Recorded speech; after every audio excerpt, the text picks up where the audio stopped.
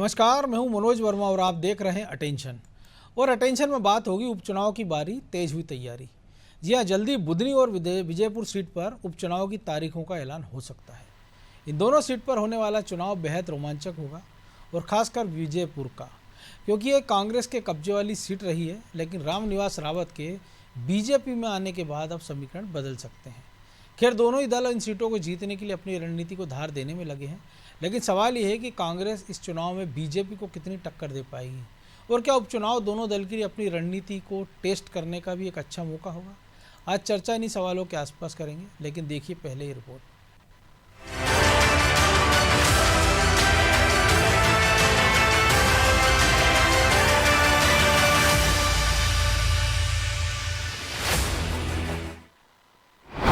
उपचुनाव की बारी, जोरदार चल रही तैयारी। एक बार फिर प्रदेश में चुनावी सरगर्मियां तेज होती दिखेंगी। अटकलें हैं कि दशहरा से पहले यानी 10 अक्टूबर को बुधनी और विजयपुर सीट पर उपचुनाव की तारीखों का ऐलान हो सकता है। लिहाजा बीजेपी ने अपनी तैयारियों को और धार देना शुरू कर दिया है। आदिवासी वोटर्स को लुभाने के लिए पार्टी उन्हें सदस्य भी बना रही है। उसका फोकस बूथवार वोट प्रतिशत बढ़ाने पर भी है। इसमें भी कोई दो राय नहीं है कि बुधनी बीजेपी का गढ़ है, तो मंत्री रामनिवास रावत के आने से विजयपुर को जीतना बीजेपी के लिए ज्यादा मुश्किल नहीं होगा। लिहाजा वो दम भर रही है कि इन उपचुनाव के लिए वो तैयार है। देखिए, भारतीय जनता पार्टी मध्य प्रदेश की जनता को भगवान मानती है और उनके कल्याण के लिए सदैव संकल्पित रहती है, प्रतिबद्ध रहती है। और जिसका प्रतिफल हमने विधानसभा चुनाव में देखा, लोकसभा चुनाव में देखा, उसके बाद अमरवाड़ा उपचुनाव में देखा है। दोनों उपचुनाव में यही भगवान रूपी जनता, जब हम उनके कल्याण के काम सदैव करते रहते हैं, हमने उनको अपना सर्वश्रेष्ठ माना है, ध्येय माना है, और निसंदेह वो भगवान रूपी जनता हमें पुनः आशीर्वाद देगी। बाय इलेक्शन में हमारे प्रत्याशी जो भी रहेंगे उनको वह जनता आशीर्वाद देगी। इधर बीजेपी तैयार दिख रही है तो कांग्रेस भी रणनीति बनाते हुए आगे बढ़ रही है। कुछ हफ्ते पहले जीतू पटवारी बुधनी का दौरा कर वहां कार्यकर्ताओं को चार्ज करते दिखे थे। उनके साथ उन्होंने टिफिन पार्टी भी की थी। बुधनी को जीतने के लिए कांग्रेस पहले भी कई प्रयोग कर चुकी है, लेकिन सफलता उसे नहीं मिली। वहीं अगर बात विजयपुर की करें तो कांग्रेस इसे अपना गढ़ बताती है। उसका ये भी दावा है कि रामनिवास के जाने के बाद भी ये सीट कांग्रेस ही जीतेगी।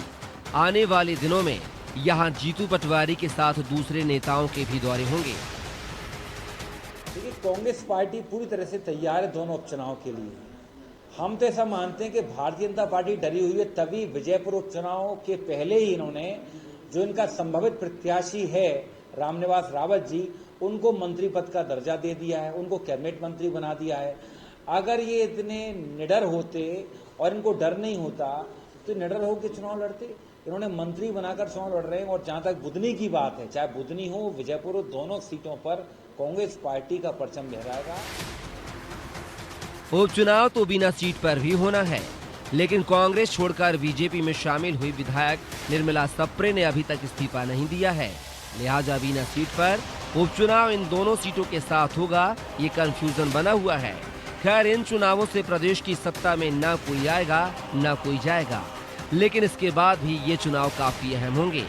कांग्रेस इन्हें जीतकर खुद की वापसी की उम्मीद को बनाए रखना चाहेगी, तो बीजेपी की जीत उसे मनोवैज्ञानिक तौर पर और मजबूत करेगी। ब्यूरो रिपोर्ट, अनादि टीवी, भोपाल।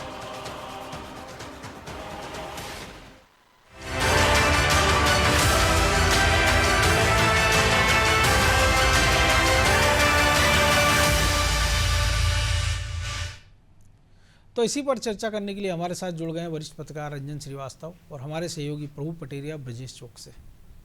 बहुत स्वागत है रंजन जी आपका अनादि टीवी में। आवाज़ मिल रही है रंजन जी आपको? जी, बहुत क्लियर है जी। तो दोनों उपचुनाव जिसकी लंबे समय से प्रतीक्षा की जा रही थी, हालांकि माना ही जा रहा था कि शायद हरियाणा और जम्मू कश्मीर के साथ हो जाए, लेकिन अब जो तारीख आ रही है कि 10-11 अक्टूबर के आसपास तारीखों का ऐलान हो सकता है। एक एक दौर में सारे दल वहाँ प्रचार कर चुके हैं, लेकिन सबसे बड़ा संकट यही है कि बुधनी की बात कर लें और विजयपुर की, कि कांग्रेस का प्रत्याशी कौन होगा, और बुधनी में संकट है कि बीजेपी का चेहरा कौन। हाँ, बुधनी तो बहुत समय से चैलेंज बना हुआ है, और चूंकि वहाँ पे पूर्व मुख्यमंत्री और वर्तमान में केंद्रीय मंत्री शिवराज सिंह चौहान का गढ़ है, तो भाजपा उसके लिए आश्वस्त हो सकती है। जहां तक विजयपुर का मामला है, थोड़ा टफ हो सकता है। टफ इसलिए कि जो टैग लगा उनके ऊपर, रामनिवास रावत के ऊपर, दलबदलू होने का, और उसको कांग्रेस मुद्दा बनाएगी। लेकिन ये तो उन्होंने जैसे पहले आपने ही कहा, बनाया था ना, जब सरकार गिरी इसके बाद के उपचुनाव में भी यही कहा जी जी जी, लेकिन वही है कि दिक्कत यह है कि उसमें आपका कैंडिडेट कौन है कांग्रेस को। बुधनी में तो खोजना मुश्किल है, लगातार इतने प्रयोग हो चुके हैं, हर चुनाव में नया चेहरा आ जाता है, प्रभार के बाहर चला जाता है। बीजापुर में उनको लगता है बहुत समय पहले से, इसलिए वो जानते हैं, कांग्रेस जानती है कि कौन सा सीट टफ है, कौन सा टफ नहीं है। तो बीजापुर में पहले तैयारी शुरू कर दी है। जीतू पटवारी वहां जाकर दौरा कर चुके हैं, अरुण यादव भी शायद जा चुके हैं। लेकिन वही है कि कोई भी चुनाव हो मनोज जी, कोई पार्टी टफ होता है, चाहे बुधनी क्यों ना हो, क्योंकि होता है कि जो ऐसी सीट है जो आपके लिए सिक्योर मानी जाती है कि हमारे लिए 100% श्योर हो, वो भी बहुत टफ सीट इसलिए होती है कि आपकी प्रतिष्ठा उससे जुड़ी होती है। बिल्कुल। तो जहां प्रतिष्ठा जुड़ी होती है बड़े नेता का, और चैलेंजिंग हो जाता है कि कहीं हार ना हो जाए, या जीत होता है तो बहुत कम वोट से जीतना हो, तो और मेहनत करना पड़ता है। ऐसे उदाहरण हुए हैं। देखिए, जब पिछला चुनाव 2023 का हुआ है मनोज जी, 12 मंत्री चुनाव हारे, उसमें से जो कांग्रेस छोड़ के भाजपा में आए थे, महेंद्र सिंह सिसोदिया बमोरी से, वो भी हार गए थे। बिल्कुल। कुछ लोग टिकट नहीं मिला था। तो मैं मानता हूं कि चुनाव चाहे कांग्रेस हो चाहे भाजपा हो, वो हल्के में नहीं लगी। भाजपा इसलिए कि प्रतिष्ठा का सवाल है, सरकार आपकी है, नए मुख्यमंत्री हैं, आप बहुत बड़े अंतर से आपने विधानसभा चुनाव जीता है, लोकसभा पूरा फतह कर दिया आपने, तो और चैलेंजिंग इसलिए हो जाता है आपके लिए उपचुनाव। जी, लेकिन प्रभु जी, जो सबसे बड़ी चुनौती रामनिवास रावत की तो अपनी खुद की, और उनके लिए भी जो चुनौती है, हालांकि एक सीताराम आदिवासी को एडजस्ट किया है, लेकिन बाबूलाल मेवरा हैं और खुद उनको अपनी प्रतिष्ठा दांव पे लगी है। देखिए मनोज जी, सबसे बड़ी बात यह है कि 27 साल बाद वहाँ पे मंत्री बना है उस क्षेत्र में। रामनिवास रावत पहले मंत्री रहे कांग्रेस रेजिम में, दिग्विजय सिंह सरकार में, उसके बाद फिर अब उनको बीजेपी सरकार में उनको मंत्री बनने का मौका मिला है। तो एक माहौल कुछ ना कुछ तो उस पक्ष में जाएगा। दूसरा, उनका एक वोट बैंक, अपना रावत वोट बैंक है ही। जो लहर थी पिछले 2023 के चुनाव में बीजेपी के पक्ष में, जब बीजेपी 163 सीटें जीती, उस लहर में भी वो वहाँ पर जीतने में सफल रहे हैं। तो कुछ ना कुछ तो वजन वो रखते होंगे, अपना वो एक वोट बैंक उनके पास होगा निश्चित, मान कर चलिए, जो उनके साथ जाएगा। बाकी सीताराम आदिवासी की बात है तो सहरिया एक बहुत बड़ा पॉकेट है वहाँ पर। 40,000 वोट सहरिया के माने जाते हैं, जिसको संतुष्ट करने की कोशिश की गई है सीताराम आदिवासी को सहरिया विकास प्राधिकरण का उपाध्यक्ष बना के, और निश्चित तौर पर उनको मंत्री का दर्जा भी दिया जा सकता है जल्दी। अभी मिला नहीं, हालांकि कांग्रेस प्रवक्ता उनको मंत्री का दर्जा भी बता रहे थे, अभी ऐसे कोई आदेश निकले नहीं है। तो लेकिन पद तो उनको दे दिया गया है उस वर्ग को संतुष्ट करने के लिए, तो वो पार्टी के लिए काम करेंगे। बाबूलाल मेवरा की जहाँ तक बात है, बहुत जल्दी उनके साथ भी ऐसा ही कुछ, उनको भी कुछ ना कुछ पार्टी काम देने वाली है, क्योंकि उनको वो भी संतुष्ट दिखाई दे रहे हैं। जो बातचीत हो रही थी, जिस तरीके से वो कह रहे थे सुर कि मैं तो चुनाव लड़ूंगा, अब वो सुर उनके नहीं है। तो बीजेपी ने अपने घर में तो जमावट कर ली है, जो रणनीतिक जमावट होती है।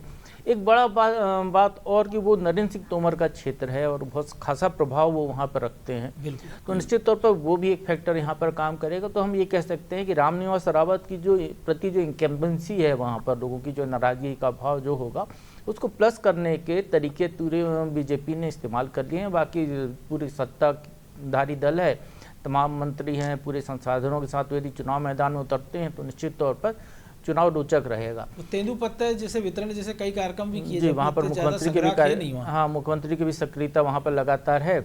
और कांग्रेस की तरफ से बात करें तो कांग्रेस ने अभी तक कैंडिडेट बिल्कुल वैसा कोई अपना प्रोजेक्ट नहीं किया है कि अब उनको पता है कि यहाँ चुनाव होना है तो किसी एक व्यक्ति को तो कैंडिडेट आगे करके वो मैदान में उतार सकते थे, लेकिन शायद कांग्रेस ने ऐसा कोई प्रयास नहीं किया। लेकिन टीम जरूर जीतू पटवारी ने वहाँ लगाई है, वो खुद जा रहे हैं वहाँ पर।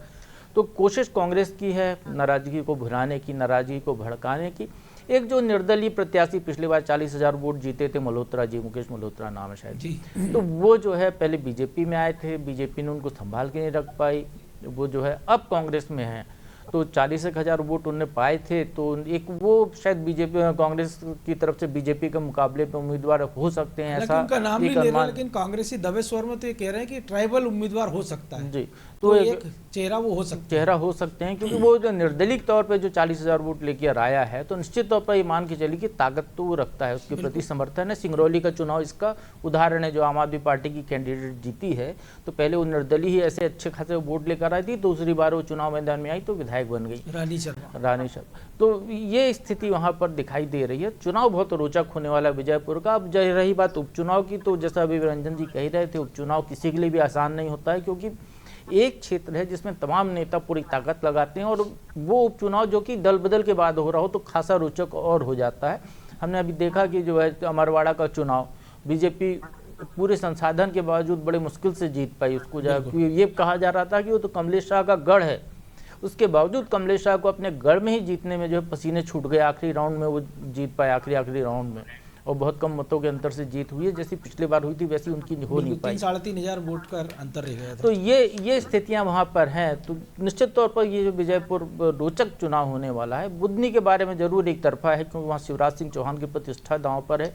बीजेपी छोड़ दीजिए, वहाँ पर अकेला शिवराज ही पर्याप्त है। वो नाम अकेला जो है तमाम कैंडिडेट के ऊपर भारी पड़ता हुआ वहाँ दिखाई देगा।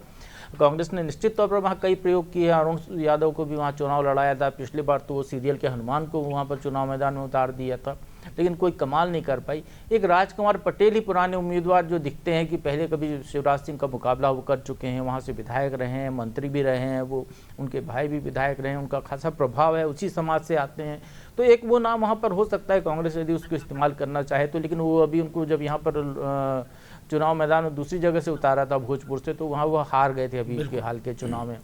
तो ये एक कारण यहाँ पर भी है। तो कांग्रेस के लिए बुधनी में वो जगह नहीं है आसान, बनिस्बत की विजयपुर उनके लिए ज़्यादा फायदेमंद है। तो पूरा जोर वो वहाँ पर लगा रहे हैं। और ये विजयपुर का चुनाव जीतू पटवारी के लिए भी खासा अहम रखता है, क्योंकि जीतू पटवारी के अध्यक्ष बनने के बाद पहला चुनाव तो वो उपचुनाव में हार मिली ही है उनकी पार्टी को। लोकसभा चुनाव में 29-0 से हारी है। तो अब वो चाह रहे हैं कि 2 में से एक जगह पर वो जीत हासिल करें। इसीलिए आप देखिए दिग्विजय सिंह के बेटे जयवर्धन सिंह को भी विजयपुर में लगा रखा है उन्होंने, और पूरी कोशिशें वहाँ पर वो कांग्रेस की उसी ओर है कि किसी भी तरीके से विजयपुर में वो अपनी उपस्थिति दर्ज करा लें, तो पूरी कांग्रेस की एक जो साख जो नीचे जा रही है वो कहीं ना कहीं ऊपर हो सकती है। बिल्कुल। तो ब्रजेश जी, जो प्रभु जी ने कहा था, वो वहीं से आगे बढ़ाता हूँ, क्योंकि लोकसभा चुनाव में कहा गया था कि वक्त नहीं मिला जीतू पटवारी को। उपचुनाव में जो सरकारी संसाधन थे, लेकिन बीजेपी को पसीने छूट गया अमरवाड़ा में।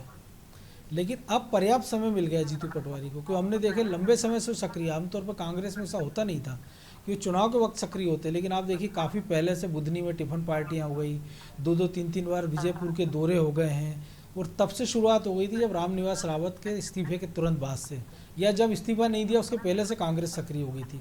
तो ऐसे में एक बड़ी चुनौती खुद को स्थापित करने की भी होगी जीतू पटवारी की, कि कम से कम एक जीत तो उनके हिस्से में शुरुआत तो, क्योंकि जिस प्रकार से वो हमलावर हैं सरकार के खिलाफ, भीड़ जुटा रहे हैं, मुद्दे उठा रहे हैं। देखिए मनोज जी, उनको संभावना ही विजयपुर में नजर आ रही है। बुधनी को तो हम कह सकते हैं कि एक तरफा चुनाव है। वहाँ पे शिवराज सिंह चौहान जैसे बड़ा नेता है, वहाँ पे उनके सामने होने की वजह से भले ही कोई भी वहाँ पे उम्मीदवार हो, बीजेपी का पलड़ा वहाँ कहीं ज़्यादा भारी है। लेकिन एक विजयपुर है जहाँ पे अमरवाड़ा फार्मूले के तहत कांग्रेस जाने की रणनीति बना रही है, और उससे अमरवाड़ा से उत्साहित भी होंगे निश्चित तौर पे कांग्रेस के कार्यकर्ता, किस तरीके से उन्होंने टक्कर दी थी। तो वो फार्मूला उनको यहाँ नज़र आ रहा है। उस फार्मूले के तहत वो विजयपुर में चुनाव लड़ना चाहते हैं। इसी कारण चाहे जयवर्धन सिंह हो, चाहे पूर्व नेता प्रतिपक्ष डॉक्टर गोविंद सिंह हो, या जो कांग्रेस के तमाम बड़े लीडर हैं, एक कमेटी पूरी वहाँ उतारी है। और कल भी अब देखिए कि अरुण यादव से लेकर जीतू पटवारी, जयवर्धन सिंह, ये तमाम बड़े नेता वहाँ जा रहे हैं। इससे पहले भी बैठकों का दौर हो गया है। उन लोगों को, असंतुष्ट लोगों को साधने की कोशिश हुई है। जो बीजेपी के नाराज लोग थे उन पर भी नज़रें थीं, लेकिन बीजेपी ने जिस तरह से वहाँ रणनीति बनाई है, अपने जो नाराज लोग थे उनको साधने का काम किया है। तो कांग्रेस वहाँ पर नए सिरे से भी जाएगी। संभावनाएं क्या है, वोट बैंक के आधार पर फायदेमंद ही हो गया कि नाराजगी खुलकर दोनों ने मंच पर सामने मुख्यमंत्री के भी कर दी, ताकि उनको संभालना आसान हो गया। और देखिए बिल्कुल बीजेपी को भी वहाँ एक खतरा नज़र आ रहा था। देखिए सबसे बड़े नेता रामनिवास रावत वहाँ पे रहे हैं लगातार, और उन्हीं के छत्र छाया में चाहे कार्यकर्ता हो, चाहे उनका ब्लॉक अध्यक्ष हो, सब वही रहे। तो कांग्रेस को नया संगठन वहाँ खड़ा करने की कोशिश वो शुरुआत से ही कर रही है। जो 1.5 महीने तक जब रामनिवास रावत ने इस्तीफा नहीं दिया था, तो आप देखिए किस तरह से वो कांग्रेस कार्यालय भी पहुँच गए थे। और कांग्रेस में जो जमावट चल रही है उसी दौर से शुरू हो गई थी, दौरे भी शुरू हो गए थे, जीतू पटवारी भी वहाँ जाने लगे थे। और जीतू पटवारी के लिए एक बहुत अच्छा सुनहरा मौका है। यदि खुदा ना खास्ता वो सफल हो जाते हैं तो निश्चित तौर पर जो सवाल उठ रहे हैं उन पर को उसको कहीं ना कहीं वो पीछे छोड़ देंगे। ये उनके नेतृत्व क्षमता पर जो सवाल उठ रहे हैं, या ये कह रहे हैं कि नई लीडरशिप को दी है, तो एक जो यदि उपचुनाव जीत जाते हैं तो संजीवनी का काम कर सकता है, कार्यकर्ताओं में जोश भर सकता है।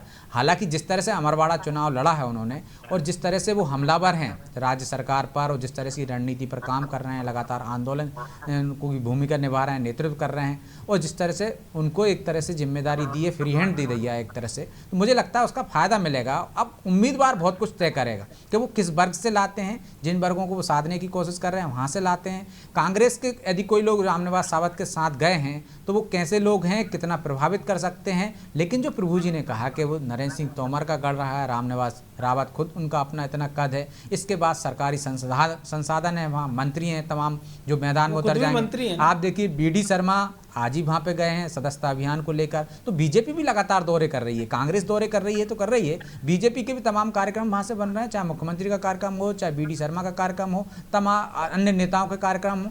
और एक तरह से मंत्री बनाकर तो प्लस में हो ही है। और जो 2 नाराज आदिवासी नेता थे तो उनको साथ कर भी एक तरह से मुझे लगता है कि बीजेपी वहाँ पे कोई भी ऐसा कदम नहीं उठाना चाहती है, कोई भी ऐसा लूज बाल नहीं छोड़ना चाहती जिस पर कि विपक्ष को मौका मिल जाए। और विपक्ष वहाँ पर ये कोशिश कर रहा है कि कहीं ना कहीं कांग्रेस से जो लोग गए हैं उनकी वजह से बीजेपी में नाराजगी हो, उसका फायदा उठाया जा सके। ये तो अब आगे आने वाला समय बताएगा किसकी रणनीति कामयाब रही। लेकिन विजयपुर ही एक मैं कह सकता हूँ मनोज जी कि वहाँ मुकाबला हम देख सकते हैं अमरवाड़ा की तरह। जी, तो रंजन जी एक और चीज़ स्पष्ट हो जाएगी, जो कि जीतू पटवारी की हम बात कर रहे हैं कि जो प्रत्याशी कौन होते हैं, तो इससे समझ में जाएगा कि उनकी दखल कितना है। क्योंकि अमरवाड़ा में तो जो भले कमलनाथ के बेटे हार गए हो छिंदवाड़ा में, लेकिन अमरवाड़ा का जो प्रत्याशी था वो कमलनाथ ने ही तय किया था। उन्होंने पिता पुत्र ने जान भी लगाई थी। लेकिन अगर बुधनी का उम्मीदवार और विजयपुर का उम्मीदवार पसंद का आता है तो कम से कम एक मैसेज तो जाएगा। जीत हार तो बाद में पता लगेगी कि जीतू पटवारी की स्वीकार्यता बढ़ गई, वो फैसले लेने के लिए स्वतंत्र होते जा रहे हैं। कोई दखल नहीं है, बाकी सीनियर लीडरों का कोई दबाव नहीं है। नहीं, देखिए मनोज जी, मेन चीज है कि रिजल्ट क्या आता है।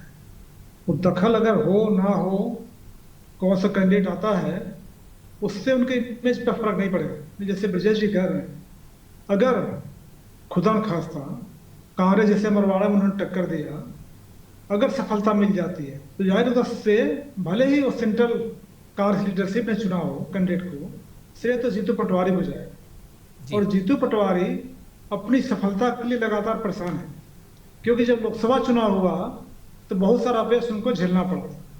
जो कांग्रेस के अंदर के लोग थे, उनके अंदर नेतृत्व क्षमता नहीं है, एरोगेंट हैं, सबको साथ लेके नहीं चलते हैं। तो जो टैग लगे हैं जीतू पटवारी पर, वो टैग हटा नहीं है। वो टैग तभी हटेगा जब कांग्रेस सफलता पाना शुरू कर जाए। उपचुनाव किसी भी विपक्षी पार्टी के लिए मनोज जी बड़ा गंभीर होता है, आसान नहीं होता है। अमूमन ऐसा माना जाता है, ऐसा होता भी है, मोस्टली चुनाव रूलिंग पार्टी ही जीतती है उपचुनाव में। नहीं, हमने राजस्थान में देखा, जिन सज्जन टीटी साहब को कैंडिडेट बना दिया, मंत्री बना दिया, तो वो चुनाव हार गए थे। उन्हें मोस्टली कहा तो अगर तो बहुत बड़ा झटका होगा। अगर कांग्रेस जीत जाती है तो बहुत बड़ा झटका बीजेपी के लिए होगा ही। कांग्रेस को ऐसे विजय जी कह रहे थे, संजीवनी मिलेगी, संजीवनी कांग्रेस को नहीं मिलेगी, कांग्रेस को ही नहीं मिलेगी, तो नागर सिंह जैसे लोग तो खुश हो जाएंगे, जीतू पटवारी को ही मिलेगी। और विजयपुर से थोड़ा आसान है बनिस्बत बुधनी के, वहाँ ट्राइबल फैक्टर है, श्योपुर में विकास नहीं हुआ है, बहुत पिछड़ा एरिया है। और जो रावत वहाँ चुनाव हार भी चुके हैं, आज मंत्री हैं, कद मुझे बड़ा है, लेकिन जैसा आपने राजस्थान वाली बात बताई थी, वहाँ मंत्री चुनाव हार गए थे, मंत्री बनाने के बाद भी तो चुनाव हार चुके हैं। तो जो कई फैक्टर हैं उनके खिलाफ भी जाते हैं, कुछ फेवर में भी जाते हैं। भाजपा पूरा दम लगाएगी, मोहन यादव पूरा दम लगाएंगे, पूरा मंत्रिमंडल वहाँ रहेगा।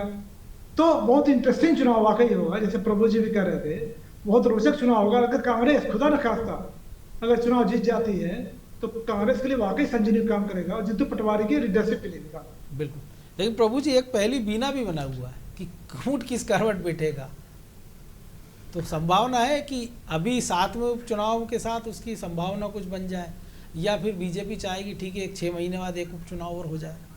बीना का मामला तो मनोज जी मुझे लगता है कि वो जो है अधर में ही रहेगा, त्रिशंकु ही बना रहेगा इस पूरी विधानसभा के लिए। सचिन बिरला जैसे, हाँ, सचिन बिरला तो खैर वो परिस्थितियों के कारण था कि उन्हें लिया नहीं था, सदस्यता नहीं छोड़वाई थी। लेकिन अब की बार जो है स्थिति ये है कि वो ऐसी शर्त लगाई है बीना विधायक ने, मंच से भी बोला, अभी मुख्यमंत्री जब गए थे रक्षाबंधन कार्यक्रम में तब भी उनने बोला कि पब्लिक से मांग आ रही है कि दीदी ये करा दो, जिला बनवा दो, जिला बनवा दो। लेकिन वो जो है जिला बनाना एक तरीके से एक है कि गले की फांस बन गई है सरकार के, तो उसके लिए एक जिला पुनर्गठन आयोग बनाना पड़ा है बीना के मामले को लेकर, क्योंकि बीना जिला न बनाने की मांग हो रही थी तो बगल में जो खुरई में भूपेंद्र सिंह है, पूर्व मंत्री, दबंग नेता, वहाँ के बड़े प्रभावशाली नेता, तो वो उनने खुरई में आंदोलन शुरू करवा दिया था। तो उस स्थिति में जो है बीना को लेकर, चूंकि उनकी शर्त ही यही थी, जब इस्तीफा दिया था, जब कांग्रेस बीजेपी में आई थी तब भी उन्हें यही कहा था कि मुझे जिला बनाने का आश्वासन दिया है इसलिए मैं बीजेपी में जा रही हूँ। तो वो जब उनका जिला अभी बन ही नहीं रहा है तो बीजेपी के लिए इस्तीफा ही नहीं दे रही, अपने विधायक ही नहीं छोड़ेंगे। जब तक विधायक ही नहीं छोड़ेंगे तब तक उनका जो है चुनाव नहीं होगा। सरकार कांग्रेस ने जो आपत्ति लगा रखी थी तो वो विधानसभा उस पर निर्णय लेती है, नोटिस तो 2 बार जारी कर दिया बस फॉर्मेलिटी के लिए। कोई मुझे नहीं लगता कि जैसे सचिन बिरला के मामले में था या जतारा के जो हर विधायक थे उनके मामले में था, पूरे 5 साल निकाल दिए गए, तो उसी तरीके से यहाँ पर भी 5 साल निकालने की तैयारी दिख रही है। क्योंकि बीजेपी को बहुत ज़्यादा जरूरत नहीं है अब सदस्यों की, वो कांग्रेस में अब उनकी सदस्यता है भी और नहीं भी है, बैठेंगी कांग्रेस की बेंच में, पहली बार की विधायक हैं, कांग्रेस उनको स्वीकार करे या ना करे बीजेपी के लिए कोई फर्क नहीं पड़ने वाला है। और अकेले बीना के नाम पर पूरे सागर जिले को नाराज नहीं कर सकते। और अब तो जब जिला पुनर्गठन आयोग ही बन गया है तो आप ये मान के चलिए कि जो है अब एक भी नया जिला नहीं बनेगा आयोग की सिफारिशें आने तक। आयोग में केवल अध्यक्ष की नियुक्ति का आदेश आया है, आयोग का पूरा फॉर्मेशन नहीं हुआ है, आयोग का पूरी रूपरेखा नहीं बनी है, आयोग का काम शुरू नहीं हुआ है। जैसे में हम मान के चल सकते हैं कि 4 साल, कम से कम 2 साल तो आयोग की कोई सिफारिशें नहीं आएंगी। जब आएंगी उस पर विचार करने, निर्णय लेने में ही चुनाव का समय आ जाएगा, तब सरकार उसको अपने फायदे या नुकसान के लिहाज से 28 से 29 का सोच रहे होंगे ना कि परिसीमन होना लोकसभा की। प्रभु जी ये जिला पुनर्गठन आयोग नहीं है, जिला टालो पुनर्गठन आयोग आप कह सकते हैं आप। तो वही है कि जो जिले की मांग बार बार, मतलब आप ये देखिए रंजन जी, इस जिले की मांग के चक्कर में लक्ष्मण सिंह जैसे जो है दिग्विजय सिंह के छोटे भाई, वो कमलनाथ सरकार से मोर्चा ले गए थे। हाँ, ठीक बात है, ठीक बात है, बिल्कुल।